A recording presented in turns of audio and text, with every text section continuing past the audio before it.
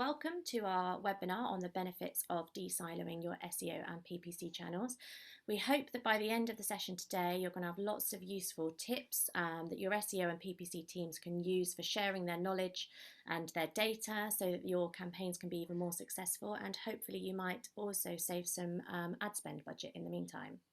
I'm Lisa, so I head up our events at Torchbox, and I am joined by Amina, who is our head of digital acquisition, and also Nick, who's an SEO consultant at Torchbox, and they're going to be drawing on their huge amount of experience of managing digital campaigns for nonprofits. I think most of you joining us today know who we are, but for anyone that's new to Torchbox, we are working with lots of different non-profit organisations, including fundraising organisations and humanitarian aid charities, think tanks, environmental activists and health charities. So on the screen at the moment, these are a few of our digital marketing clients.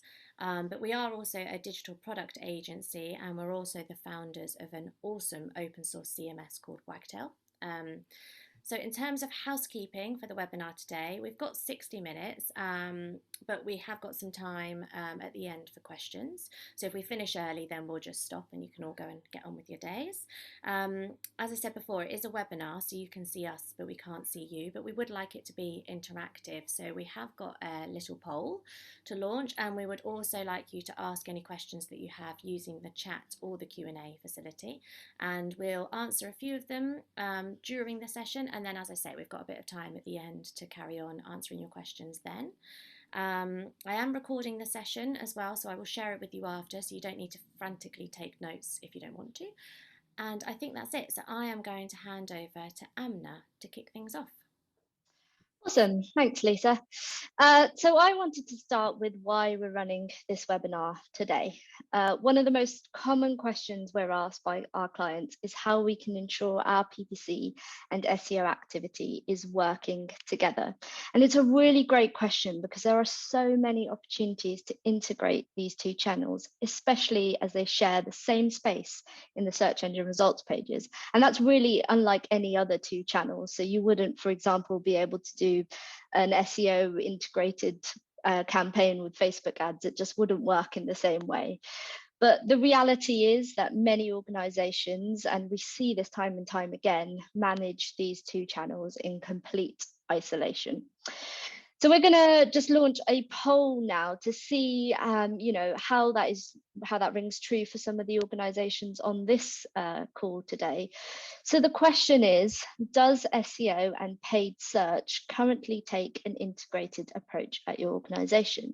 And you have 4 options there. So I don't know, which is, big organizations, it's quite hard to know and keep track of everyone. Or you might have a fully integrated search strategy, in which case I hope some of the ideas today will help improve some of that. So just give you a couple of seconds to answer that question. People are still voting at the moment, so I'm just going to stop it in 3, Awesome. 2, 1. No pressure. Okay, I will share the results. Can you see that? Yes, I can see that. So as we suspected, 48% of you say no, they are currently run separately. And 43%, say there is some crossover between channels, which is really great to hear. So hopefully today's session will be useful for all of you. So we're going to share now some tips on how you can break down some of the barriers between SEO and PPC to make sure they're working together to meet your organization's objectives. But first, just to make sure we're all on the same page about what SEO is and what PPC is, let's just take a look at these two channels. So SEO, or search engine optimization, is the practice of driving high quality traffic and increasing a site's visibility through organic search results. In the search engine results pages, or SERPs, as you might hear us refer to it today, there's a screenshot of it on the screen now. So organic search is everything in the white area of this screenshot. Then there is PPC, or pay-per-click, which I am sure many of you are already familiar with and are running paid activity. PPC can be used to refer to a couple of other things as well, like YouTube advertising or display advertising. But in today's session, we're using it to talk about paid search specifically. And that's when you pay for an ad to appear in the search engine results pages, which looks very similar to an organic search listing, but it has a little ad symbol next to it, and it often appears above and below the organic search listing. But despite them sitting side by side and sharing the same space, they are managed separately in most cases. And one of the most obvious benefits of taking an integrated approach to your SEO and PPC is to increase your exposure within this space, but you can also save on both time and money. So I'm going to kick off today by talking about sharing keywords and how you can share keywords between the two channels. So the foundation to both channels is keywords. So when it comes to these, keyword research can be shared, which saves on time and budget. So let's start by exploring a bit about how the two channels can take a different approach to keyword research. So in fact, both channels take a completely opposite approach to keyword research, but we can use this to our advantage. From an SEO point of view, we tend to start our keyword research by looking at core groups of specific keywords that our client's site should be visible for, and then expanding on it. But from a PPC standpoint, the approach tends to be slightly different, starting with the broad keywords to find out what works, testing variations, and then honing in on these specific high converting keywords. But there's something that holds both channels back from getting valuable user keyword data quickly. So PPC can be used to harvest this real user search queries very quickly in Google Ads, but it costs money. And it is worth adding here that as you're all charities, you'll no doubt be using your Google Ad Grants account for running paid search campaigns. And this is a really great place to look for this data for free. But there are some limitations on what you can bid on, so you can't solely rely on it, and will probably need to put some money into paid ads to help you get a representative picture of what users are searching for. And when it comes to SEO, SEO can generate these real user searches for free using Google Search Console, but over a long period of time. So as you can see, both SEO and PPC have something holding them back from getting this valuable user keyword data quickly, whether that be time or money. So how can we blend our approach to keyword research to overcome this? Let's just refer back to our diagram from earlier. If you look closely, you can see that the end goal for each channel is actually the starting point of the other. So if we rearrange this diagram to reflect that, we can see that this becomes a two-way knowledge sharing process. If SEO shares its specific keywords with the paid team at the start of their campaign, and PPC shares its broad keywords with SEO as soon as it has them, then we've saved both channels a lot of time and provided keywords that a siloed approach might not have brought to the table. And so this is your first actionable process that you can implement in your digital marketing efforts to save your charity time and money and get ahead of the competition. Another application of this joined up approach to keyword research is to use PPC data to highlight content gaps on the site, which can then be used as insights in your organic content strategy. So let's just return to the paid ads part of that diagram from the previous slide. Typically, you start a PPC campaign with broad keyword groups. So that's broad match and phrase match. Using these broader match types has the capacity of triggering results which are going to match your selected keywords with the broadest possible searches. This is just part of how PPC hones in on these high converting keywords. So why not use this exploratory phase of the PPC process to highlight any potential content gaps? So as the broad searches start to bring in clicks to your Google Ads or your Ad Grants account, your SEO team can immediately check them against your site's content. When you find a gap, you can use the impression data to decide whether it's worth creating a new page or blog post or content hub to target that gap. And you'll be surprised at the number of quick wins you might come across. So what you're looking at here is a real world example for one of our clients, Shakespeare's Birthplace Trust. Our PPC team spotted that play summary terms had high impressions and clicks, showing that there was a lot of interest in these terms, but there was no existing landing pages that were actually covering them. So they passed this insight on to the SEO team, who used this content gap technique to develop a content strategy around Shakespeare's play keywords, specifically around summary terms. What we also saw was there was an opportunity to appear in the highly coveted featured snippet for these terms as well. So we designed the content to try and rank for these too. This graph is showing the total number of keywords that Shakespeare Birthplace Trust ranks for on page 1. As you can see, it significantly increased over a period of 6 months, thanks to implementing this PPC-led content strategy. And this strategy also went on to deliver a 70% rise in organic traffic, as well as causing the site to rank in 129 new featured snippet places, specifically for play queries. So in terms of an actionable process, here are the 4 simple steps that we use at Torchbox to help us find these gaps. Let's start with number 1 at the top. First, we run ads containing these broader keyword match types. So that's broad match and phrase match. Then a search query report is downloaded and shared with the SEO team. The SEO team then cross-reference this with the site's information architecture. And typically we're asking questions such as, do we have a page that covers this topic or keyword already? If not, is it worth creating one? Will it drive traffic or will it drive conversions? If the answer is yes, then you should be using the data to create an SEO optimized landing page and push it live. Then you can start the whole process all over again, either with a new landing page or with another campaign. And so that's your second process that we're going to share with you today. You can take away and start implementing from today. Great, so you've created these new landing pages. What are you going to do with them next? Well, they've primarily been created for SEO purposes to expand your organization's reach in organic search. However, they can also be used as paid search landing pages as well, to increase your quality score, decrease your CPCs, and lead to an overall decrease in ad spend. Win-win. This never would have happened if the 2 channels were being run separately. And next, I wanted to talk about another issue that we face when it comes to SEO and PPC crossovers that's often linked to these new landing pages. So what to do if your content isn't performing organically? This could be an existing page, or it could be one of your newly created PPC-led landing pages. You have to ask the question, why isn't it performing? Maybe it's a competitive term, or you've just created a brand new page about something and it's just taking a bit of time to rank. Either way, you can use PPC to plug the gaps for SEO until that content starts to perform organically. And you can benefit from another synergy here too.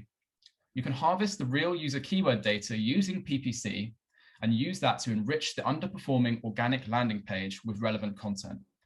This will then go on to increase the performance of the underperforming page. Great. I actually have a question there, Nick. Oh yeah, great. It's from Jo, and she asks, do you have any recommendations for how we can use SEO keywords to inform which content to promote for PPC? Sorry, so just repeat that. So using SEO insights to inform which keywords to promote for PPC. Well, I think so. Just touching on the previous slide. So yeah, if your page is underperforming for whatever reason, so like there's many reasons why this could be. It could be that it's really competitive SERP, so a lot of people are trying to rank in that space for that term, and so, or it could be that it's a very busy SERP, so you might have a featured snippet with a knowledge panel. A lot of medical queries have these health cards in them now, which, you know, things that result in a zero-click SERP. You want to basically, if you find that one of your landing pages is underperforming, then you could want to put that into use that insight in a PPC strategy. And I think as well, well, Amina might have a point to say as well. I'm not sure. Yeah, no, I was just going to say that a good place to look for this in reverse, I guess what we've shown is how you can use PPC for SEO, but if you wanted to do it the other way around, a good place to look for SEO data is Google Search Console. So you know, you can look at what keywords maybe have quite high impression and you don't have that many clicks for, which would indicate there's a lot of interest there, but potentially you don't rank as well for it. And you can take that keyword and create a campaign for it in PPC, in your PPC account, and then your SEO team or whoever's responsible for that can use that information to try and optimize that page and help you rank better for it organically. So there is a way of doing it in reverse, I guess, is the question. Yeah, and I think one thing to remember here is just touching on the point of getting that real user search data. That's a two-way process as well. So you can use the PPC data to optimize your organic landing pages, and likewise vice versa. So and that's really, I think, one of the key things when it comes to optimizing and using these insights together. Yeah. Great. Okay, so another approach is to think about using SEO data to identify trends that can then inform your PPC strategy. So for many charities, there are key trends that will be similar or the same. So for example, you might see that revenue increases in the run-up to or during the Christmas period, or challenge events interest increases after the new year as people look to take up new challenges. But there will also be trends that are specific to your charity that you might not be aware of. And typically you might look to find these trends by reviewing your PPC campaigns. But because organic search is effectively free, always on activity, you don't need to be running paid ads to spot these trends. A good place to look for this data is within Google Analytics or any other analytics tool that you're using. Here is an example of where we've done this. So this is a screenshot from a client's Google Analytics account, and what we saw in when we were running a campaign for them, it's a campaign that we run every year, is that donations significantly increased in the last 10 days of the campaign. And when we looked back at previous years, we could see that this was definitely a common trend, and it happened every single year. So what the PPC team were able to do is use this insight to map out how we would split our budget across the campaign lifespan and what bidding strategies we might use. So in this case, what we did was we kept the spend lower at the start of the campaign, where you can see there is less traffic and less revenue coming through, but then ramped up that spend in the last 10 days of the campaign, which mirrored exactly what we saw in terms of trends from SEO. So we ramped up the spend in the last 10 days and explored different bidding strategies. You can also do this on a much more granular level too. So let's take the example that you're running a fundraising campaign on paid search and you're performing pretty well for those terms organically as well. What you could do is look at your PPC data to identify times when conversions and competition is much lower, at which point you could look at pausing your paid campaigns and allowing organic search to pick up on that traffic. So essentially you're saving your budget for when conversions and competition is much higher in the day. Next, there are a number of different tests you could be running in your paid account to enhance your SEO efforts. I'm just going to talk about one of these tests today. So going back to this screenshot of the SERPs, the most common feature of SEO and PPC is not only the keywords, but it's also the headline and descriptions. For both of these channels, a well-optimized headline and description can impact your click-through rate and your overall performance, whether that's conversions or something else. And from an SEO perspective, we're always looking for opportunities to create new title tags or meta descriptions for organic search that could improve your click-through rate. And there are obviously best practices that you can follow. For example, making sure that you have your core keywords that you want to rank for in your title tags. But sometimes you need a little bit more to stand out from the competition and improve your click-through rate, especially if you have all the SEOs, following the same best practices. You'll just end up with something a little bit like this, where the organic listings look very similar. So in this example, you can see there are 5 similar organizations using the core term Zakat calculator in their headline, which is a really important giving term for these charities. But it's the additional information that's highlighted in green that can really improve the performance and improve the click-through rate.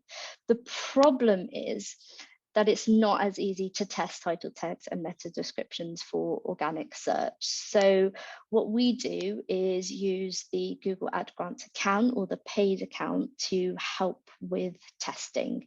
So what we'll do is we'll create multiple ads to test different headlines and different descriptions and use metrics like click-through rate or conversions to decide which headline and which description we can then use to optimize our SEO.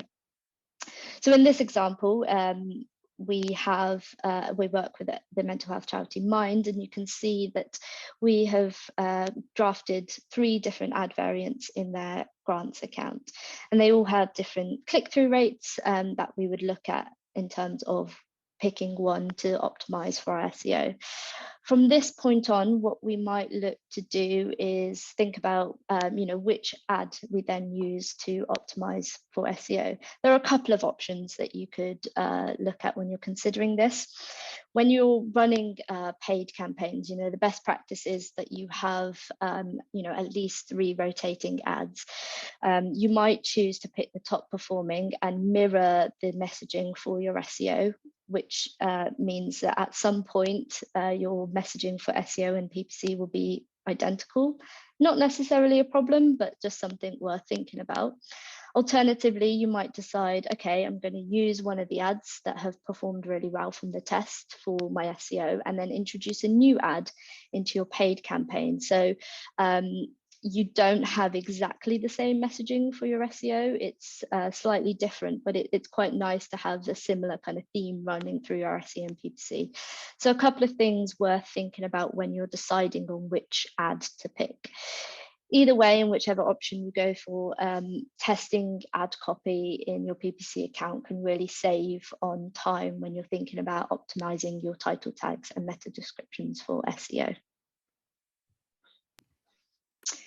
Another common question we're asked by clients is around keyword cannibalisation. So when you're running a PPC and SEO activity together, one thing that's really worth keeping an eye on is your keyword cannibalisation. What you want to avoid is to pay for traffic or conversions that would have otherwise come to your site, or get to a point where PPC is delivering more traffic or more conversions than your organic traffic. In either cases, it's really not an effective use of your budget. So one way you can monitor this is to plot both the traffic and conversions that come from each of the channels. So here is an example of a report that we created for our client. The red line indicates the conversions that have come from our PPC activity, and the blue line shows conversions that have come from organic. And what we do is regularly monitor this to ensure that the red line does not cross over or come close to the blue line, as that would indicate there has been some keyword cannibalisation. And if that happened, there are a couple of things that we would do. The first is consider whether we need to scale back on our PPC activity, or the second is to look into our SEO efforts. We'll look into whether we've dropped rankings for these particular keywords, or if there's any other technical issues, that means there's something wrong with our organic rankings. And if you're outsourcing this to an agency, if you're outsourcing your PPC or your SEO, would definitely urge you to request this information from them, because it's really important to understand how these two channels are performing side by side, and whether there is any crossover and cannibalization between them. I've actually got a little question for you here as well from Mark, who asks, are there any free tools we can be using to help with integrating our channels? That's a good question. There aren't any channels that will actually help you integrate them necessarily. I guess that's where experts and teams are needed, but there are some really good tools for looking at both your SEO keywords and your PPC keywords in the same place. So Ahrefs is the first one that comes to mind, and the one that we use the most. It has sort of tabs. I'm not sure if there's a free version of Ahrefs. Nick, you might know that, but whether there's free tools. So you can do a free trial, but yeah, I don't think there's a free version. So, yeah. Cool. Thank you. Okay, meetings. I hate to be the one adding more meetings to your diaries, but this one is pretty important and it doesn't have to take you very long, I promise.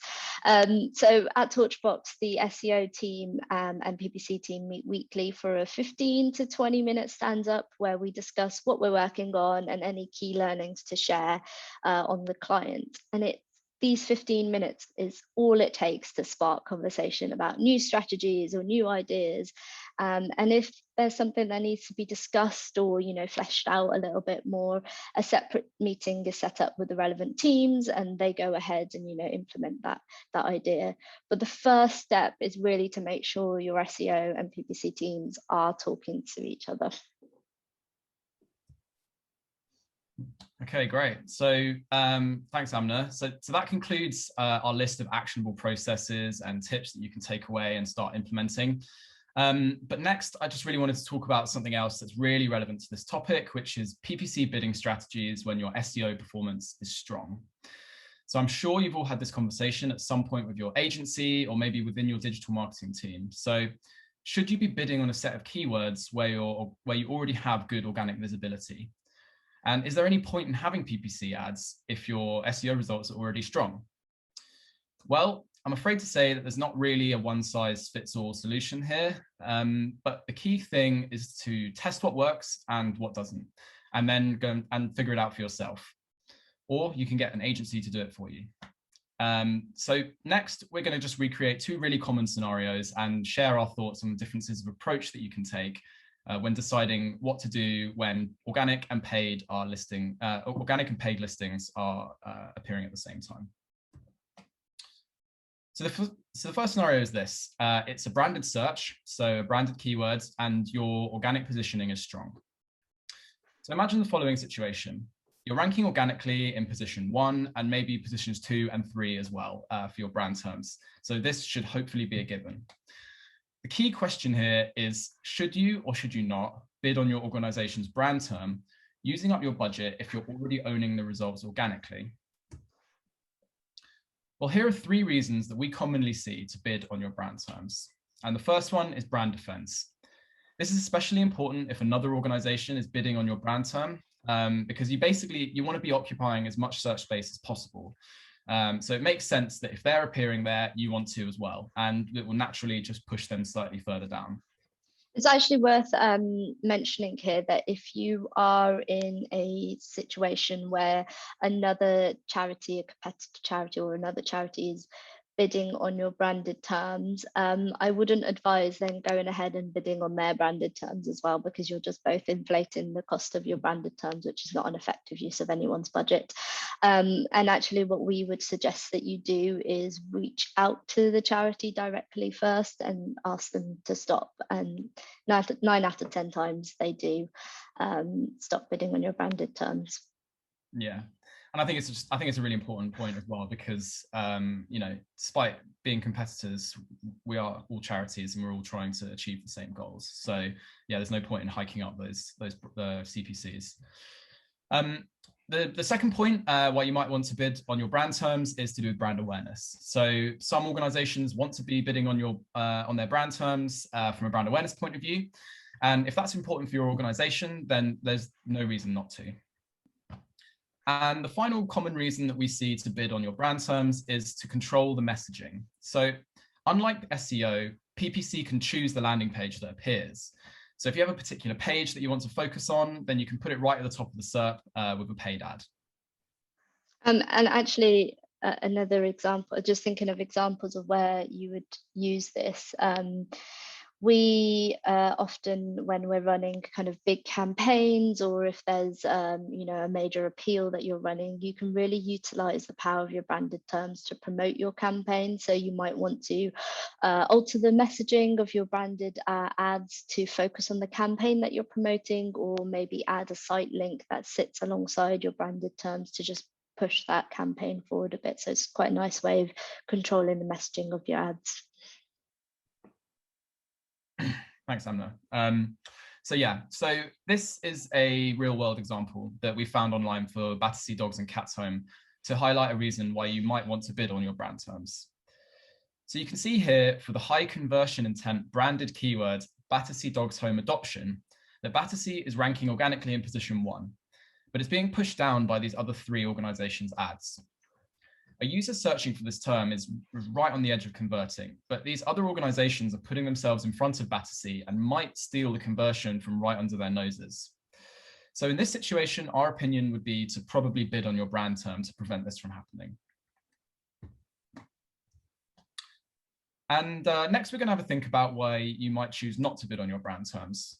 So the obvious reason here is to save money. That one's fairly easy and self-explanatory.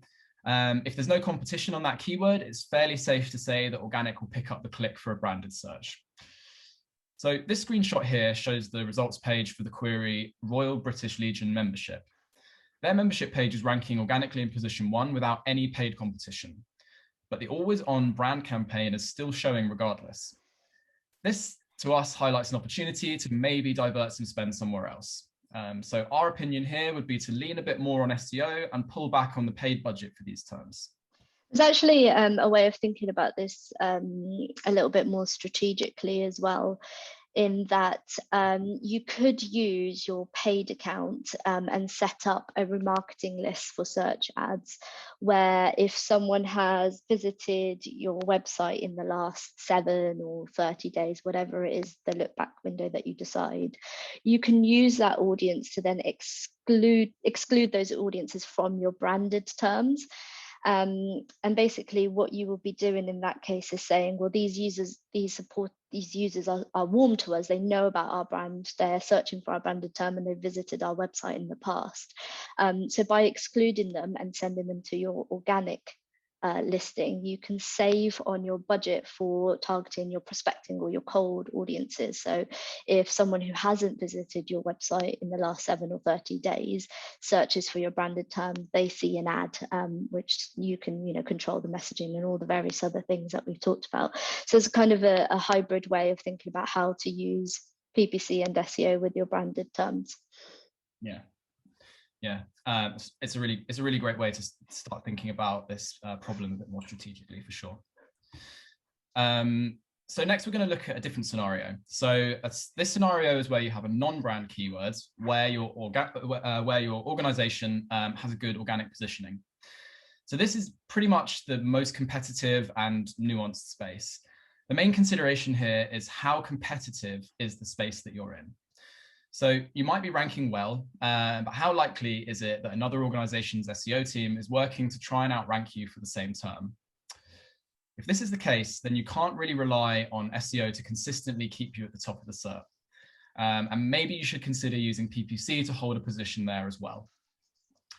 A really good example of this is for our client Islamic Relief UK, who rank on page 1 for the super high search volume term Ramadan during the month of Ramadan. But the search results are extremely turbulent and due to the highly competitive nature of this term. So this is a really good example of where a non-brand keyword is very important to an organization. And what this highlights is the real question here, which is how important is your keyword to your organization? For Islamic Relief UK, it's very important to be visible for the term Ramadan during the month of Ramadan. But what about for your organization? Well, if it is very important, then you might want to consider using PPC and SEO at the same time. It will guarantee more space on the search engine results page and therefore a higher overall click-through rate for your organization. For example, this search results page. So this one is for the search term cancer support. So providing cancer support is a very important service for the charity Macmillan. So they've chosen to bid here despite already ranking organically in position 1. This increases their overall real estate on the results page, helps to push some of the other paid ads down. And in this case, we would definitely agree with taking this approach. But what if the keyword is not important? So if you're confident that your organic result is better than your competition, then you might want to use that PPC spend on something else. For example, the ones that are more important. Here you can see an example of where WWF occupies the featured snippet for palm oil terms, and they've decided not to bid on PPC. So they might have chosen not to bid on this because their charity's branding is very strong for this cause, and the featured snippet is very engaging. Spreading awareness about palm oil is probably quite important for WWF, but we would say this is probably quite a good example of where PPC spend could be reduced in favor of the organic listing.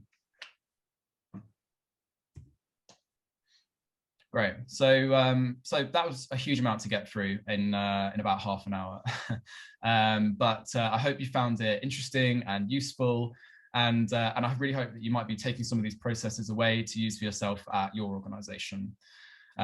So before we move on to some questions, I just wanted to quickly summarize what we've covered today. So we started by showing you how time and budget can be saved for both channels by sharing keyword data early on. Then how you can use this joined up approach to keyword research to highlight organic content gaps. We also showed you how you can use SEO trends to inform PPC strategies, as well as how you can use PPC testing to optimize your organic page titles and meta descriptions.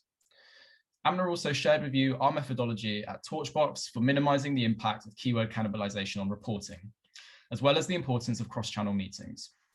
And then I finished by sharing our thoughts on 2 common scenarios for PPC bidding strategies when organic performance is strong. And that's it from us. So I'm going to pass back to Lisa. And yeah, I hope you found today's talk interesting. Thank you, Nick and Amina. That was brilliant, very insightful. So thank you very much.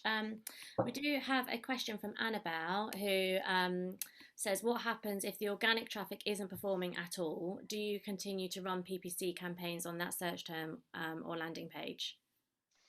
Yes, I think there's 2 things. I mean, this is my view on it, Nick, but I think if your organic isn't performing at all, then that to me flags that you need to be looking into your SEO to understand exactly why it's not ranking. And really you want to be ranking for especially your core terms, your branded terms, and any terms that are important to you. So that's one, I guess, part of it, is to make sure that you're looking into why you're not ranking very well. While you're doing that and investing in that, yes, absolutely. You know, if they're important terms to you and you need to be driving traffic and you need to be getting conversions, then absolutely use your grants account. If anything, you know, it's effectively free money to run those campaigns for those terms. So yeah, I think that's an absolutely valid approach to take. Yeah. But yeah, we covered that. We did a Google Ad Grants webinar previously, but there's some really useful information about testing, using it for testing. So I can reshare that in the follow-up email as well. We've also had another question which says, you talked about Google Search Console and Google Ads Manager. What are the best reports or views to look at to find insights? So let's have a think. So I'll start and I'll cover the Search Console side of that, being that it's SEO focused. So I think so in Search Console, I think the best way to look at it is I like to expand the data set. So a couple of years ago, the data set on Google Search Console expanded to 18 months.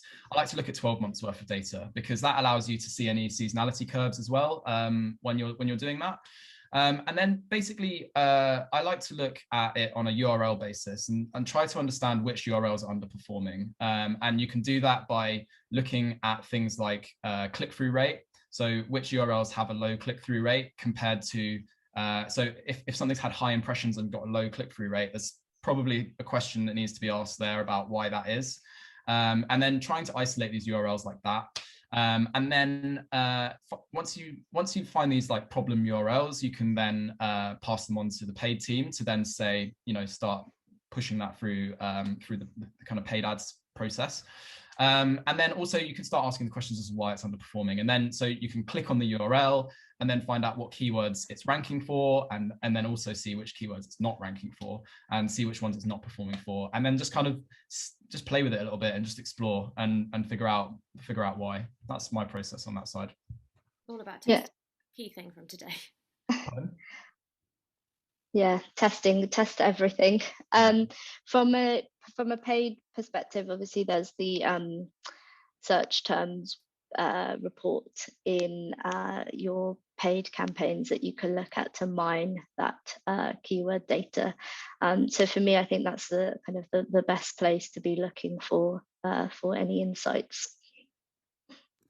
Brilliant, thanks guys. And we have a point. It's not a question as such, but it was good to hear that Lizzie at Sue Ryder and also Denise at RSPCA both said that they have always had a very positive response from people asking them to stop bidding on their brand terms. So that's good to hear. Yeah.